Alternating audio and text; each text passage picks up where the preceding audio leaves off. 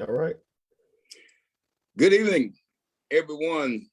We are so happy to have you to join us tonight, this evening, wherever you are, whether you are in the United States or whether you're international, in another country. We certainly thank God for you being here with us tonight. It is a blessing to have you. And on this live streaming, or whether you join us by YouTube later, it is always an honor to have you. And we are so happy we chose 6:30 tonight because the Vikings were playing at home, and I am a member of the Vikings Missionary Baptist Pentecostal Church of God in Christ, AME CME Church. And so we wanted to make sure we got a chance to see what happened. And we're so elated to say the Vikings came through today. And so we wanted to make sure everybody had a chance to join, because I know not only am I watching the Vikings, you all are too. So we said 6:30 because we thought it was such a wonderful program. We wanted to make sure everybody had a chance to join and be a part of this wonderful, wonderful service tonight. God has truly blessed us today. I am elated. I am happy. I am thankful for what he has done. And therefore, I want to start out tonight by going to Psalms 118 and reading from Psalm 118. So in the first verse from Psalm 118, it says, "Give thanks to the Lord, for he is good." Remember that. Give thanks to the Lord, for he is good. His love endures forever. Let Israel say, his love endures forever.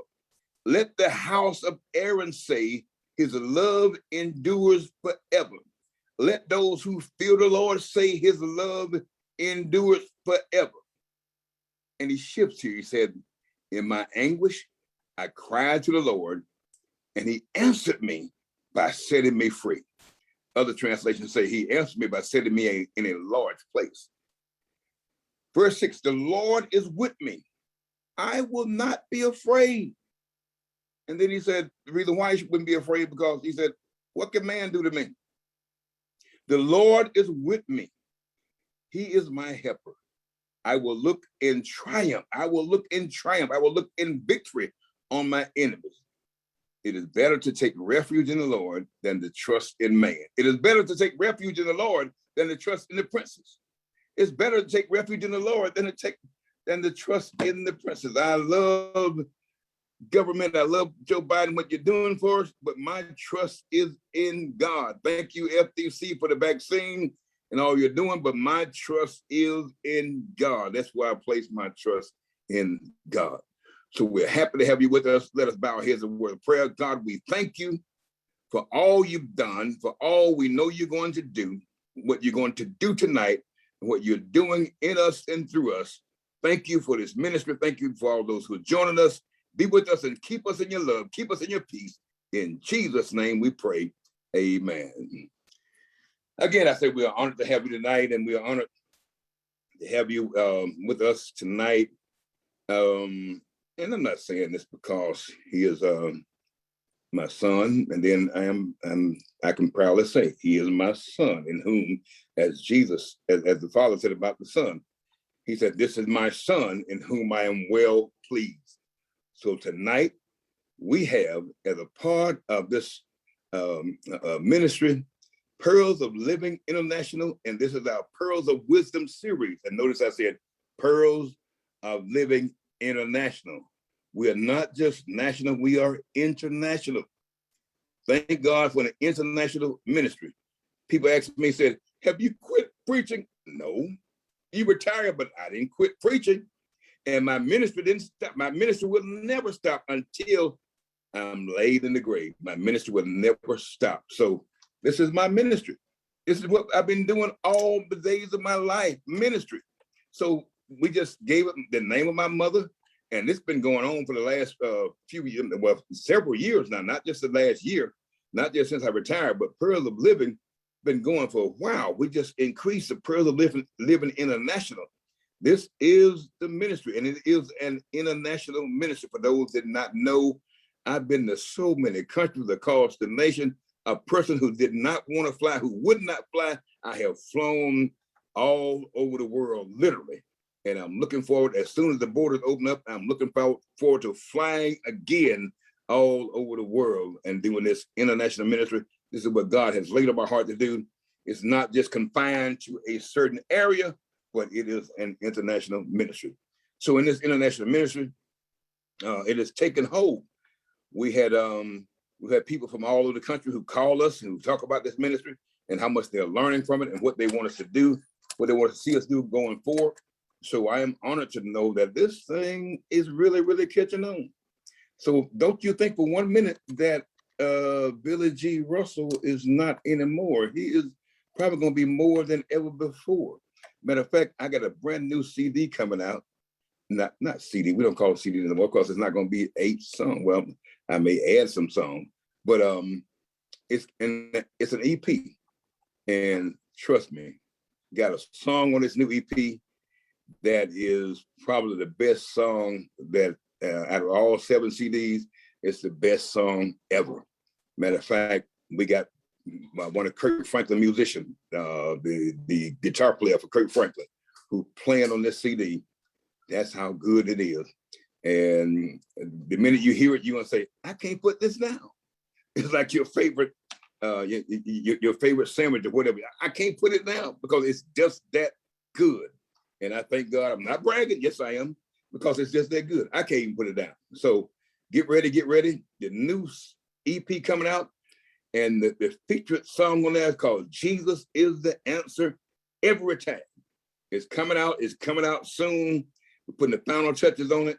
I am so excited about this brand new EP that's coming out. So tonight, since I've assured you that our ministry, Pearls of Living International, is going forth, and this is our series that's called Pearls of Wisdom. And I can tell you that, listen, we got a call this week. I got a call from the president of the National Baptist Convention, Dr. Jerry Young, where we talked extensively about this ministry and the things that he want to see me do with this particular ministry. He went on and on and on. Thank God for President Jerry Young. And he was also, he had even seen the article about this young man we're speaking to tonight. He had even seen this article, but he was so proud of this young man that we're talking to tonight. He asked me personally about how he was doing and what is his next steps, because he said himself, this is one of the most sought after young men in the nation. President Jerry Young said that. One of the most sought after young men in the nation. What is he doing? One of the most sought after leaders in the nation. What is he doing? Where is he going next? What are his next steps? And I just said, Dr. Young, I don't know, but wherever God leads him, I'm thankful for him. But I'm proud tonight that he's a part of Pearls of Living and Pearls of Wisdom. So with that in mind, we are happy to invite tonight to you with us, Dr. B. Charvez Russell, who is my son, in whom I am well pleased. Thank God for him. Now, what I'm going to do to actually get us started tonight, there was an article that he knew nothing about that came out this week. And when I read that article, my heart, as Daddy would say, my heart bubbled with joy when I saw this, because I was able to see this young man do the same thing. I mean, the exact same thing that happened to me when I was about his age, coming up in ministry and in leadership at principal schools. I mean, to see him doing the exact same thing, I was like, wow, look at God. So what I'm going to do, so that I won't have to fabricate anything, I got some other members from Pearls of Living that can talk to us tonight. Matter of fact, my son, since you all didn't know him, he's not just my son-in-law, he's my son. And I'm going to ask him to come and just kind of talk to us about what this article said, and it's going to lead us to how we're going to start this conversation tonight. Brother Lamar and Disha, I don't know whether Disha going to be with you or you're going to do it yourself, but can you talk to us about this article that happened this week about this young man that we have with us tonight? I am delighted to do so, Dr. Russell. I've known Charvez for quite a while, and I've always said, even to people that I work with now, nobody can outwork me. But I've met somebody who's created 30 hours in a day to get things done. and he does it humbly, and he does it without, he doesn't want any recognition or any pat on his back. He just does it. He just works and works and works. I'm so proud to call him my friend and now my brother. I'm going to read you guys a snippet of this article that Mr. Jed Wallace wrote. It says, "Good day, charter folks. Today we are pleased to recognize Charvez Russell, the Executive Director of Friendship Academy of the Arts in Minneapolis, Minnesota, as charter folks extraordinaire. Charvez hails from a long line of educators growing up in rural Mississippi, as he reported in a recent interview. He saw that his grandfather, his father, his aunts, his uncles, and his cousins have all been deeply involved in education, playing virtually every vital role, including school principals, teachers, custodians, bus drivers, and even high-ranking administrators in the state education department.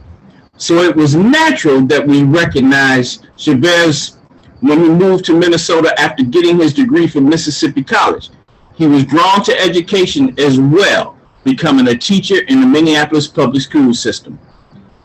Now, I'm going to go down here where it says in 2014, Charvez was named Executive Director of Friendship Academy, bringing the full range of expertise he learned from family members growing up in Mississippi, from instructions to operations to deep community engagement to interface with the highest ranking public education officials in the state. Charvez has helped lift friendship up to the whole new levels of success and impact. 2 years after he arrived, the school was named a National Blue Ribbon School. A National Blue Ribbon School. With that, I'd like to introduce my brother, my friend, the hardest working man in Minneapolis, St. Paul, Dr. Charvez Russell. Thank you, Brother Lamar. It's such a pleasure. Thank you, Dr. Lamar, for that wonderful, and that's just excerpts from this interview. I mean, and when I say interview, it was not an interview. It was an article written about him that he didn't even know about, and I was so honored to see the article that, like I said, I was elated to see it, and that was written, and that we didn't have any knowledge of that before I decided to bring him on tonight. I said I've been bringing all of these other people on. I had everybody from Dr. Green to Dr. Chapman. I got Reverend McFarland coming on. I got Reverend from Minnesota Council of Churches. I got some big time people that's been on and that's coming on. But I said, I can't continue to overlook this person that's over the Friendship Academy of Arts. This group been doing an outstanding job. And I need to really look out and see how things have been going this year. So that's the reason why I asked him. I said, would you be willing to come on my ministry show to talk about what you are doing with Friendship Academy and how has the year been going? So I guess I'll start out by saying, Dr. Russell, I'm going to say that to you tonight rather than saying boy, a son, a child, or whatever. I'm going to say, Dr. Russell, can you talk to us about your beginnings? And Lamar just kept on saying Mississippi. Can you talk about your upbringing and how you got to where you are, and how you got to Minnesota? Good evening, everybody. It's such an honor to be here tonight with the Pearls of Wisdom series and with the family, Pearls of Living, and really focusing on bringing us together as a community. We believe that we are better together, and that anything that is needed in our community, we together. So let me hang on. Let me mute. Can you mute some people who? Let's see. That's all right. That's all right. Okay. So yeah, we believe we are better together, and the fact that it's going to take all of us. So that's something that that's a real big part of my upbringing is community, and seeing that everybody is important in the community. And it's really up to us to create the community that we want to see. Growing up in Blue Spring, Mississippi, was, you know, the best thing that ever could have happened to me. Understanding just the basics of community and what family means and what it means to have each other back, and seeing my grandfather really have the fields and be and have that experience to work in the fields and to see him really provide for the community through those fields. And you come, you work the fields, and you get you know, you could take some food home that's going to last you for quite some time. I mean, the same thing for wood. We used to go chop wood from the woods, and you know, provide to the community. Even those that didn't send anybody, you still provided to the community. And just sitting around, you know, doing things like shucking corn and, you know, things like that, and canning the peas, and I mean, all that kind of stuff we used to do, sitting around Mud Deer House, just creating community.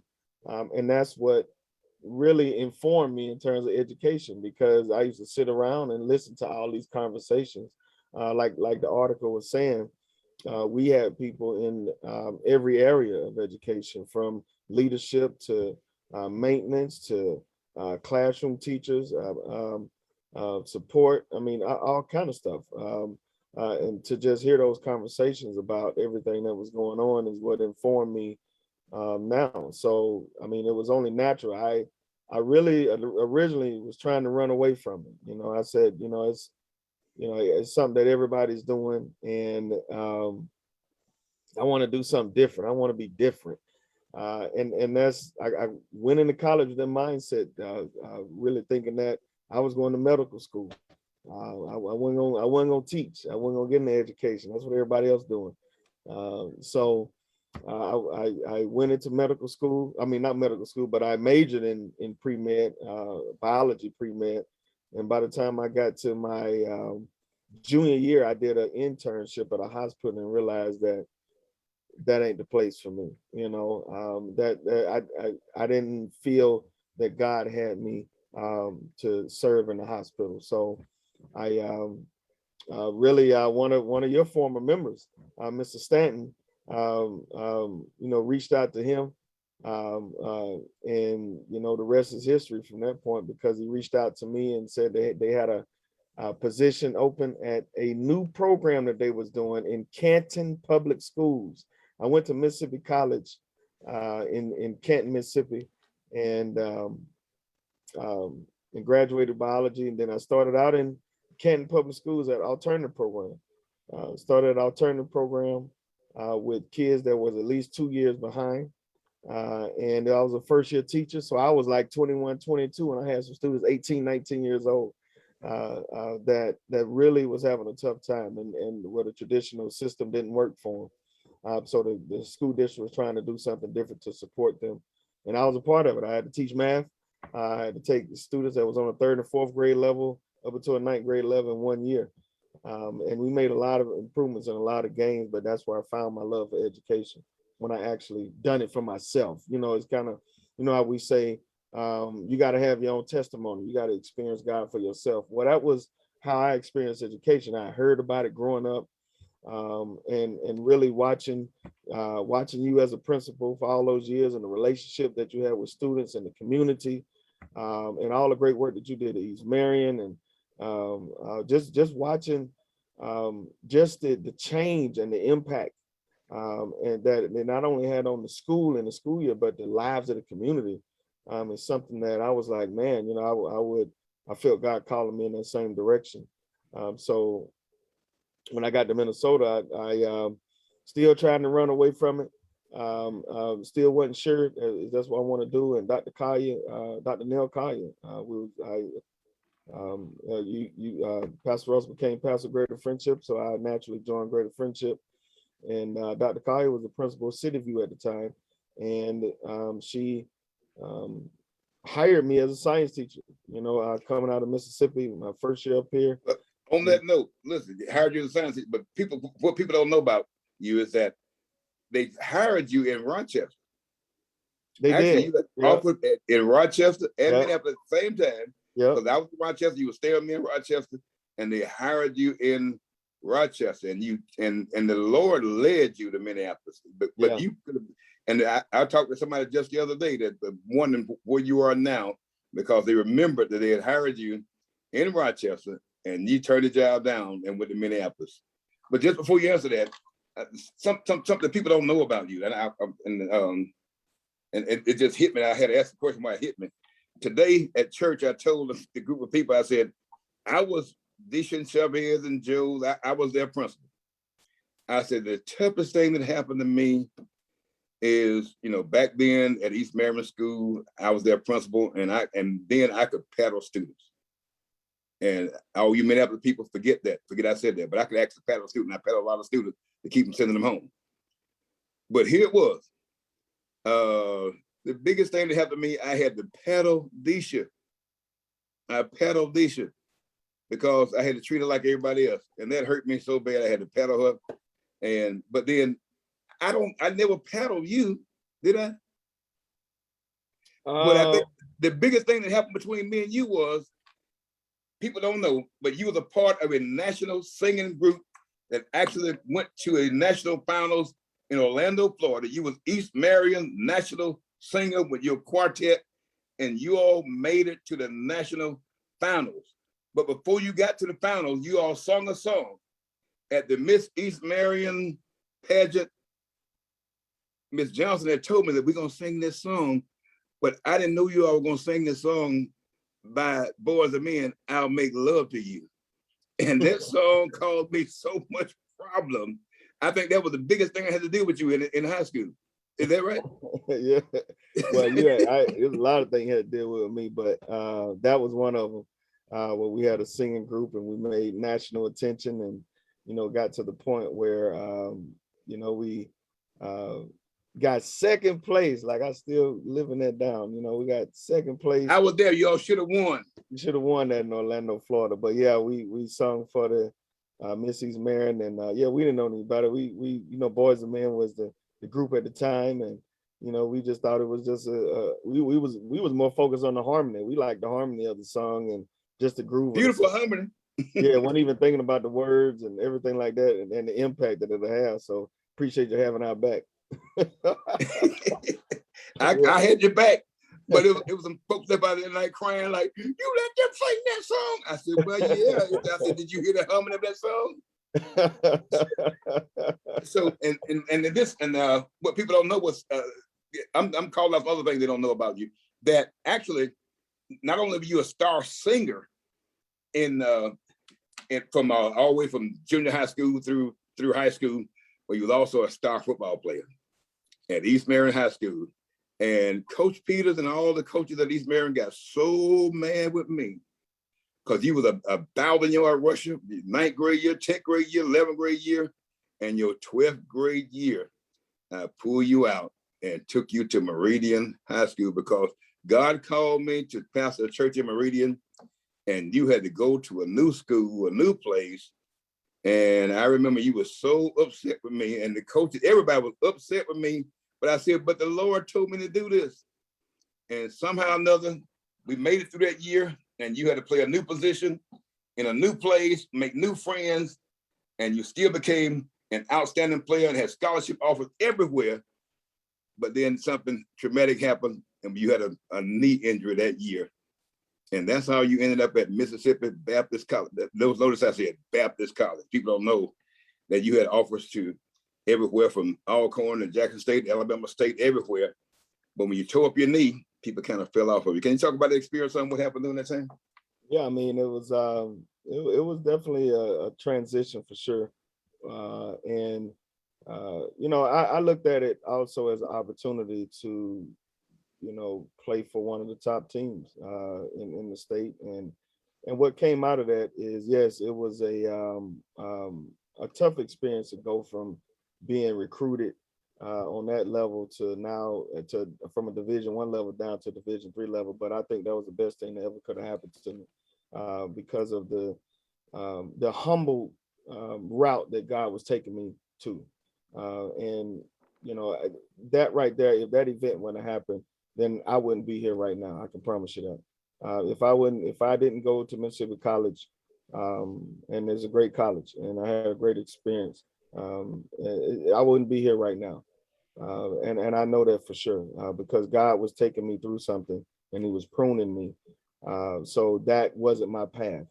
And I appreciate those days. And I learned a lot from playing football, a lot in terms of character and teamwork, and just being there for each other. I met some of my best friends in Meridian, in my Meridian High School experience. So, but I look at it from hindsight, is that I had to go through that in order to be where I am today. And I am really glad where God has me at right now. Wouldn't want to be anywhere else, with the community that I live in, with the church family that I have, with the school community that I'm involved in, with the family that I have. I mean, if things would have been different, then if things would have been different then, they would have been different now, and I wouldn't have them any other way right now. Well, when I look at it, you kind of took a similar path to me, because people always, when I coming out of my community, playing football and everything, I was with Walter Payton. They were like, "This is the next Walter Payton coming out of Columbia, Mississippi." And I was on the path to being not only a superstar college player, but also a superstar pro player. But God had other plans. And he's so fixed it that I look back at everything he did. He's so fixed it, so that I ended up at University of Southern Mississippi, and from there marrying your mama, and from there being called into the ministry. And look what God, look how, because everybody was saying that you was gonna be a professional football player because the way you was running the ball, nobody could stop you, and the thing you were doing, and then and even going to Meridian High School and shifting from halfback to fullback, and had a 1,000-yard season in there and everything. But then you got your knee toe up in your senior year. But then your goal was, you said, I'm still gonna go to college and I'm still gonna get 1,000 yards. Did you end up getting 1,000 yards at Mississippi College? Mississippi College was interesting. I didn't. My last year I ended up with probably like 700-800. It was an interesting experience because I hurt my knee. I hurt my knee 3 more times in Mississippi College. So it was another ACL tear, and then it was 2 more meniscus tears, which really held me out 3 seasons. So I really only played 2 seasons. They're my first and my last. But it was a good experience. I mean, it was a great education. I knew around about the 3rd time that I said, okay, I hear you, God. Because I was thinking the same thing. My goal was, hey, I want to make it a profession. I want to be a professional football player. But then after about the 3rd time I hurt my knee, it was like, okay, I gotta really understand what God wants me to do different, because this is not it. And then I got hurt again, so it's like, oh, that's the confirmation right there. So I didn't, but I learned a lot through that experience. But you talk about kind of the foundation that Mississippi College set for you, because Mississippi College is a Baptist college, and I thank God for Mississippi College. That's where LeBaron got his start, at Mississippi Baptist College. Can you talk about how it was a foundation for you? Because many people don't know that one of my major seminary professors was Dr. Harold Bryson, who taught at Mississippi College. He taught at New Orleans Seminary and at Mississippi College. Can you talk about your foundation experience there? Yeah, I mean, you had 95% Caucasian, and they were Southern Baptists. But it was cool though. I mean, you would think that in Mississippi, in a college with that type of demographics, that you would have all kind of issues, but I didn't. And I didn't hear of a lot of experiences like that. So I'm thankful to God that I was able to attend a college where that had a Bible focus, that was a humbling experience. I said, I'm in my mind, I had a whole nother idea of how I wanted my college experience. We was right down the road from Jackson State University. Jackson State, yep, right down the road. Tuskegee, Alcorn, all these HBCUs, and that's where my friends was going. So I used to hang out there all the time. But I was just thankful that I was like, man, I'm thankful that I'm at Mississippi College because I can focus. I mean, the education was really high quality, and it was rooted in the word. And I was able to have a class with your professor as well, Professor Bryson, and it was a class they were doing on racial reconciliation, and it was an opportunity for different cultures on the campus to come together and just have an honest dialogue. And at the time, I had a big old afro, and I had just got some tattoos, and so I had some earrings in my ears. So I was walking around like, yeah, I'm black, So so that's the way I portrayed myself. I had braids in my hair sometimes if I ain't had the afro. But I was able to have some honest conversation and able to impact some change on the campus, so that they can see us differently. So overall, it was a good experience at Mississippi College. I learned a lot. Well, Dr. Harold Bryson was the one who wrote the book on 3-point preaching. He was one of my major preaching professors at New Orleans Seminary, and to know that you had a chance to sit under him at Mississippi College, it was really major for me to know you had that opportunity, because to me, I think he was probably my best professor in seminary. So thank God for that experience. So I came to Minnesota, and you were teaching at Canton because of Mr. Stanton, who was one of my members at Mount Olive Baptist Church. He had led you to, I know you was teaching in Canton High School. And like you said, you had majored in biology. You was thinking about, and even me and your mom both was thinking that he's going to be a doctor, because he's in biology. He's going to master this biology thing. He's going to go on. He's going to be a doctor.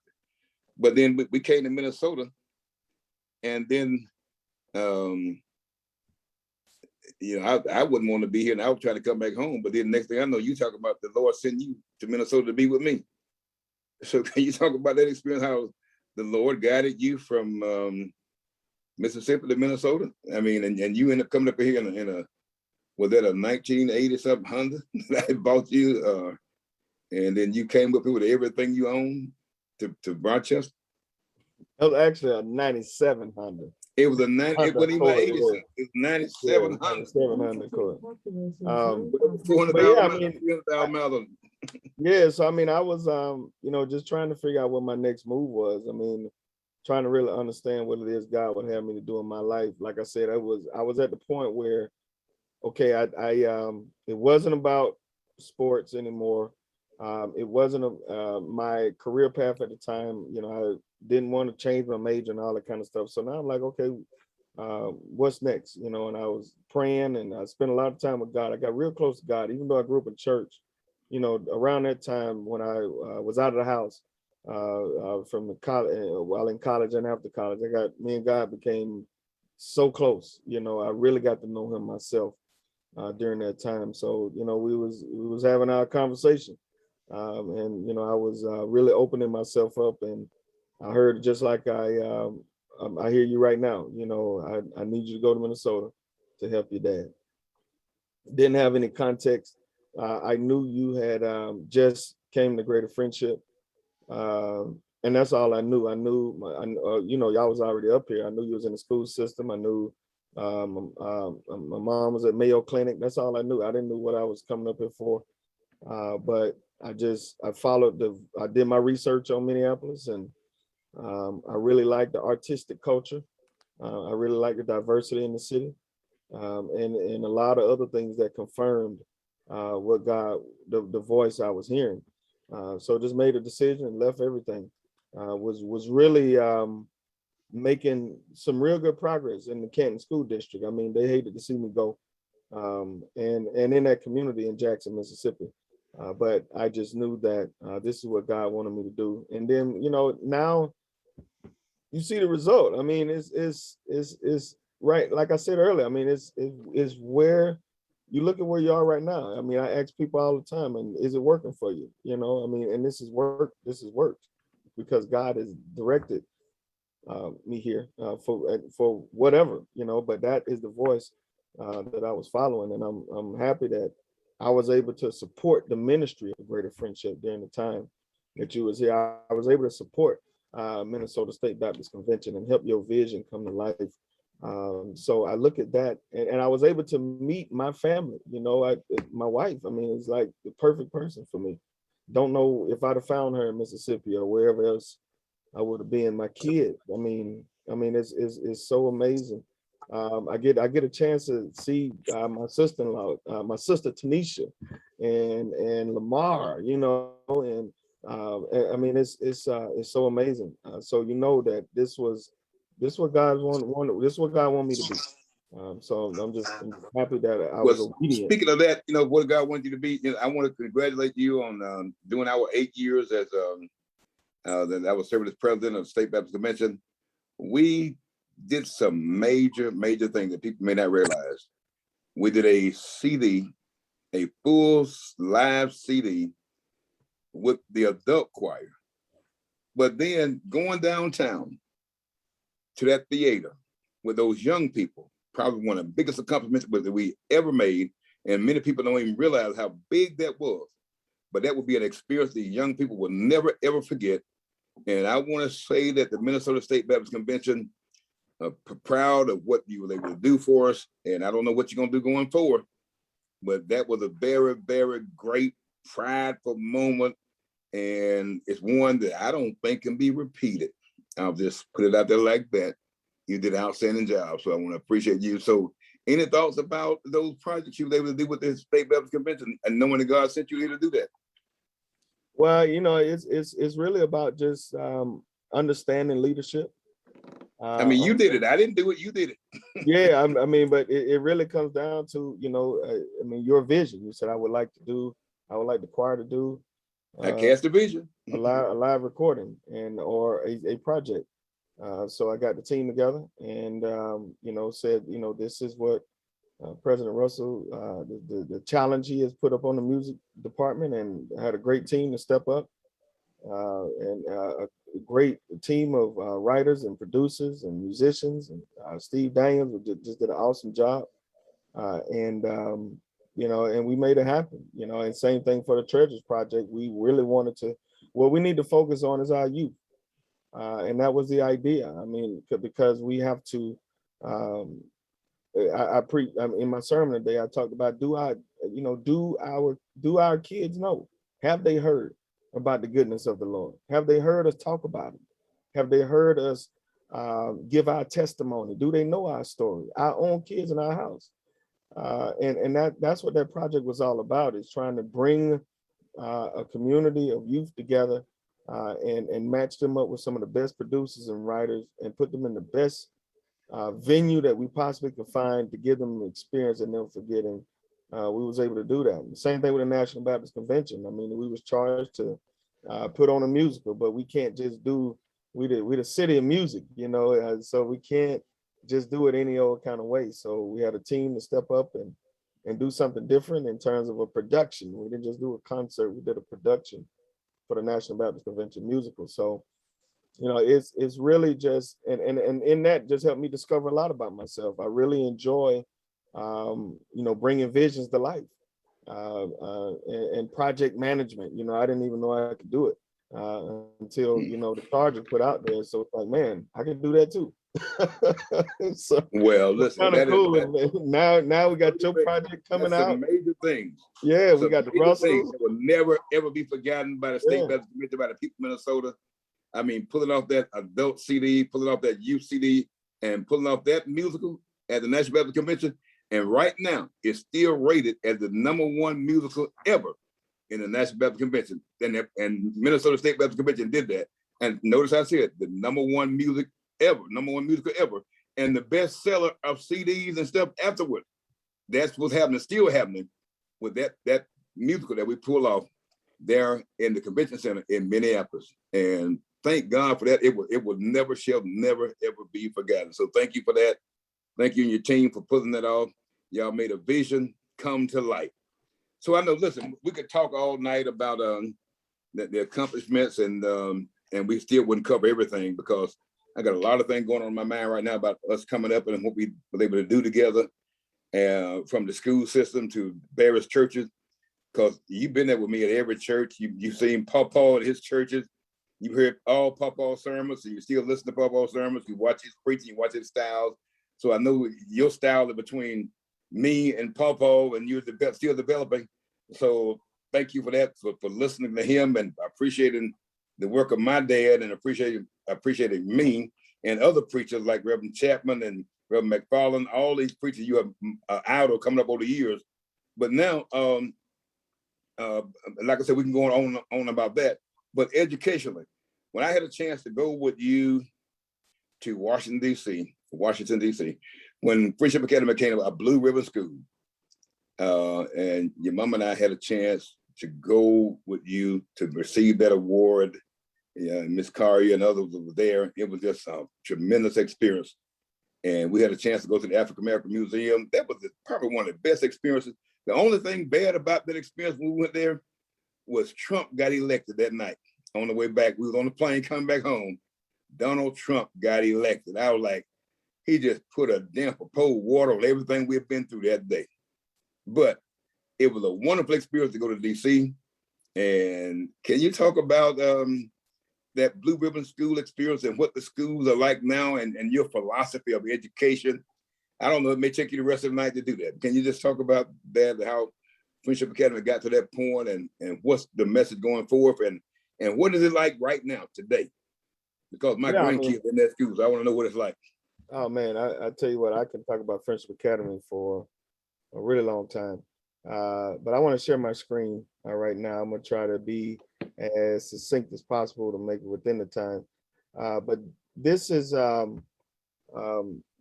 this year, another thing that we really wanted to do is to really show that as a friendship community, last year during the pandemic, one thing that you said is that we have to be friendship strong during all this. We don't know what's going to happen.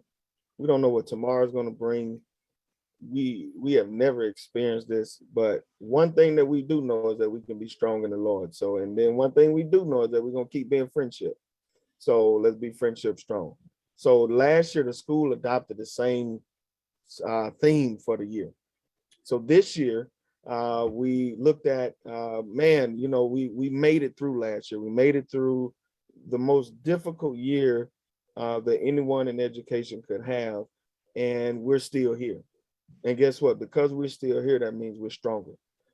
We are better than we were last year. We are more prepared than we were last year. And I just want to just take the time to give a shout out to all of the staff and all of the students and the families of Friendship Academy. I mean, it's just a wonderful community to be able to work in. I look forward to going to work every day. I mean, as people ask me, you know, how do you do it and things like that. I mean, they fuel me, the friendship community, and to see all the great work that's going on, it fuels me. So this year with Friendship Stronger, because we got in the team members that we have brought on, the additional, we have we're in year 2 of 3 of a growth plan. So this year we had 130 new students, something that we're grateful for. But I just want to take a minute and just tell you a little bit about who we are. I mean, we are now 2 locations. We started in, I'm going to skip down a little bit just to show you this, because we started out right there in downtown Minneapolis at Central Lutheran. I think that was your first year here. My first year here was at Central Lutheran. The school opened, and we started with 37 students as a K-4 school in the basement. And even then, MDE tried to get us to close because we didn't have enough students. Because we originally thought we was gonna have 200, with 37, and it's like, oh, y'all might not even open that school. So it was just the tenacity of the founders, right? And the vision of Greater Friendship former pastor, Dr. James Porter, and the tenacity and the perseverance of the team that put it all together. I think it's about a 2-year process. And then here we go in 2000, 2001 with Central Lutheran. And then a few years later moved to Sabathani. And then down at where we are right now, one of our locations right here at the top left is 2600 East 38th Street, and that is Greater on the backside of Greater Friendship Church. So been there since about 2007 and grew into a K-7 school. And just due to demand, our parents wanted us to continue to expand. So that's what we did. And it was just because of the support of the community they was able to do so. So now we're at 2 locations, 2600 East 38th Street and 3320 East 41st Street, where we focus on, because we're a charter school, it's just all about your mission. You got to be about your mission. Otherwise, why would people choose you? I mean, what are you offering different than the traditional system? Well, at Friendship Academy, we 2 locations, but we 1 school.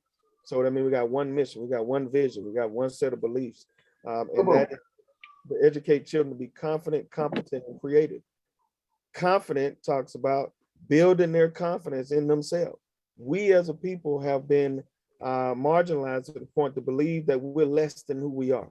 And God sees us as great and special and has a purpose for each and every one of our lives. But we have been told as a people subconsciously and through political acts and acts of violence and things like that, I mean, that we're less than. So we focus on building the confidence, because if you can get our students to believe in who they are, then they can really, really be special and exhibit all the great things that they have inside of them. Then we got competent.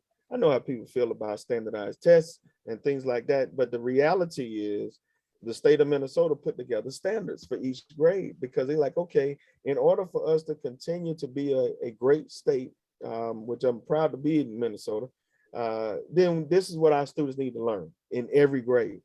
So we focus on those standards, and we focus on the mastery of those standards. We utilize data a whole lot, and development of our teachers and support staff.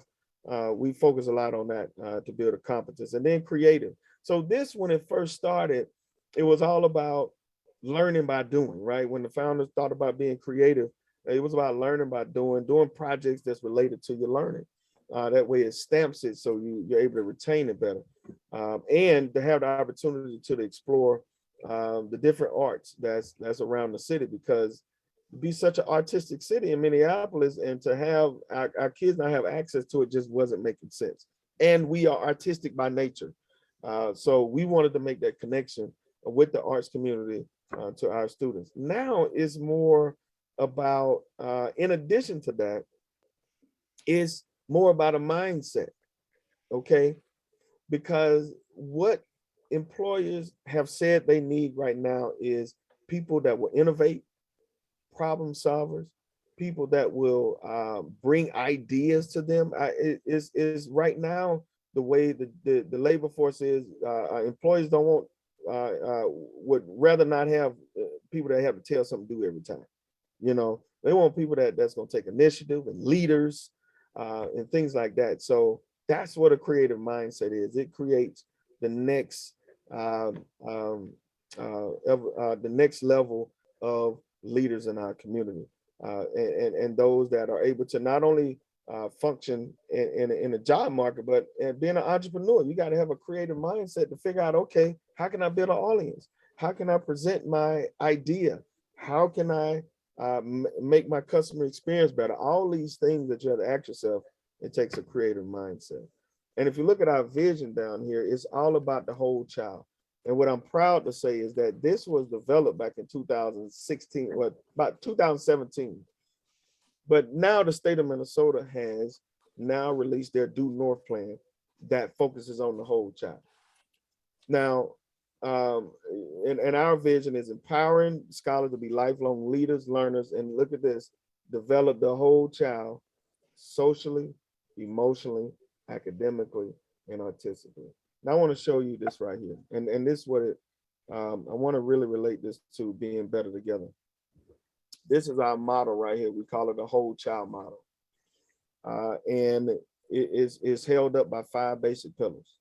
One pillar is the academics. I just explained that in our when I talked about our mission. Then it's about leadership.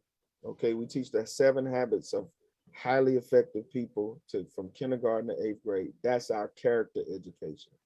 That's one of the things research said that's been missing out of schools, is the fact that we got to teach our kids. We got to teach them how to interact with each other. We got to teach them how to disagree. We got to teach them how to take control of their own learning, empower themselves. We don't have to empower, we don't have to give them something they already have. We got to teach them how to discover it. So that's our character education. And art integration, I just talked about that and how we really integrate the arts in our learning. And then we partner, being better together, partner with different organizations around the city to provide art education. So from drumming to dancing to spoken word to, we got ballroom dancing starting up. That's what being better together is about. When we talk about leadership, we partner with Franklin Covey. Franklin Covey is the premier leadership training organization in the world. Now you look at family and community collaboration. So it's not just about the parent, it's about the family, because what we seen when we was developing this is not, it's the aunts, it's the uncles, it's the grandmothers. So many people are involved in picking up and dropping off and helping with homework and coming to conferences and all this kind of thing. So our goal is to engage the family and then understand the importance of community collaboration. You talk about better together. This right here is where the rubber meets the road when it talks about better together, because we have so many partners that have believed in us that we are so thankful for. Partners that allowed us to get the building off of the ground, partners that invested in us. I mean, that's an $8 million project that people had to believe in us in order to put their invest in us. Funders, we got so many funders. I mean, some of our biggest partners, Great Minnesota Schools and Charter School Growth Fund and the Cerisi Foundation, all these great organizations around the Twin Cities that supporting education. This is what better together education is all about. What part do you play? What part do you play in terms of helping our kids? Understanding that Minnesota has the biggest achievement gap. And yes, I'm proud to say we're the only Blue Ribbon school that's ever existed in Minneapolis. Okay, but that doesn't have to be our reality going forward. Our goal is to really show this model, show people what we're doing, what's working. Right at the center of who we are, you see right there, that is what you call the friendship way, which focuses intentionally on building and maintain positive relationships. So when you look at this model, it could be put in any school. When you look at the state of Minnesota, they taking the same approach. So when you look at, okay, how do we educate our children today? They are different than we were 20 years ago. They're different than we were in 2018. You know, I mean, they think differently. They problem solve differently. I mean, TikTok has created a whole big issue for school administrators from vandalizing bathrooms. But I look at it like, okay, it's a lot of bad things they're doing with TikTok right now. But if you really pay attention, they moving on a dime. They moving in sync across the country. Wow, how can we help them understand how to use that in a positive way to create real change in the world? When have we ever seen that? This is what this generation is doing. So we have to understand how to educate them. We can't sit them in a desk, talk to them for 20, 30 minutes and say, do your work. Let me check your work. And then I'm gonna give you a test to make sure you retained it. No, what we learned in the pandemic is that social emotional learning is just as important as academic. Character education, just as important. Those connections with families, just important. Students having something, it could be arts, it could be STEM, it could be something else, but something that helps them discover themselves. All those things are just as important. So that's what being better together is about. It's coming together, sharing ideas, is getting out of these silos as education institutions. I mean, I'm on the board of the Minnesota Association of Charter Schools, and it's all about bringing schools together. Share. What are you doing? What are some best practices? I don't care if you charter, district, private. We are in a moment in history where it's our responsibility to make sure that our kids are educated in the way that works for them. We have to figure this out.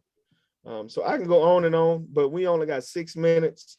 But that's the main message, is that it's going to take all of us. We can't just leave it on the education institutions. One of the biggest booming industries right now is education support. I see more people supporting education from the community and different sources than I've ever seen. And that is what we need to continue. Everybody in the community can play a part. It doesn't matter if you think it's big or small. I promise you, you fall somewhere within this model and you can play your part in helping educate our next generation, because the Bible says my people perish for the lack of knowledge. And when you look and see what's going on in the street right now, one question was asked: how many of those that are standing out on the corners thinking that they have to sell drugs to make money, that's the only way, how many have a high school diploma? Not many of them at all. It's our responsibility to give them an option, to give them choices, and you do that through education. So thank you for the opportunity. Well, thank you for that great explanation. And I know you can go on. There's a lot to say, a lot to talk about. If, like I said from the beginning, to cover this whole subject, it'll take us more than just the hour we have. But let me just say in closing, what would you say to talk about how school is going? How is it going this year so far? This year, it's a great question. Last year, we were able to get through the pandemic. We went through every model possible last year, and we went from hybrid to total distance to all in person towards the end of the year. We still ended up with about 10% of our students that still stayed distant. This year, we are fully in person. And well, we had a summer program that was fully in person. And we are fully in person right now. And I will say that you can definitely, in terms of just mitigation strategies, we are doing a great job. Our team, our students, our parents, we're doing a great job at really, we've had no spread. We've had some cases and we followed our processes and we dealt with them accordingly, but we haven't had a spread. Which is something that is amazing, and I'm very proud of our team this year. Now you can tell the difference, though. One thing this year that our kids they haven't been around each other, right? They are used to interacting with each other online and through TikTok and through social media. So now you get back in place. We having culture clashes, right? And we have to really work hard and support them. And it's getting better. It's gotten better throughout the year. This is in terms of our students, we got to support them more, their mental health more. We got more mental health supports. We got more social emotional support for our teachers. We got really more development support for our teachers, and really focused on being there and being a listening ear and understand what the needs are. Now is not the time to be an educator and try to rule people, and try to just say, well, do it because I said do it. No, you have to partner with your teachers. I tell my team, I say, I'm not your boss. I'm your partner. I have a role to play as the director. But during this time, that's what I learned in the pandemic. I said, we in this thing together. So I got my role to play. You got your role to play. You do your part. I do my part, and I'm gonna support you the best way I can. And we have an amazing team at Friendship Academy, amazing families, amazing kids, and it's just great to be there. And you never know. We just take it day by day. That's what we do, and that's what we're doing, and we're doing it well. All right. If you have any questions, you can reach out in the chat, and I'm quite sure Dr. Charvez Russell will be glad to answer those questions. Or is there a number you want to give anybody that they have any questions or want to know more about the school? Because this is definitely a very interesting conversation. Yeah, I mean, you can definitely go to our website at www.friendshipacademy.org. You can follow us on Facebook, Instagram, YouTube. You get to see all of the virtual events we had to do last year to make it through. You can email us at school@friendshipacademy.org, or you can give us a call. Either way, we would love to see you involved. If you are a part of an organization that would like to support the school, we would love to talk about being a possible partner, because we are doing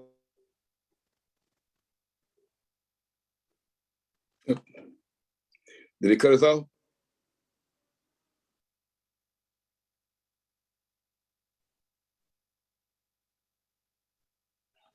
They cut us off? Okay.